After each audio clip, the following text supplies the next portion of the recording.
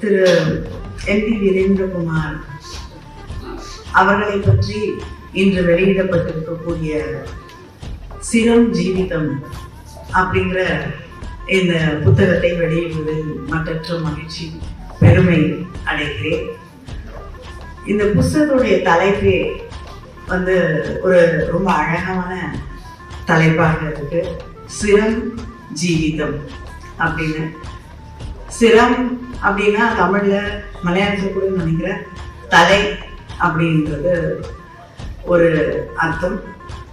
இன்னொன்று சிரஞ்சீவின்னு சொல்லுவாங்க இல்லையா.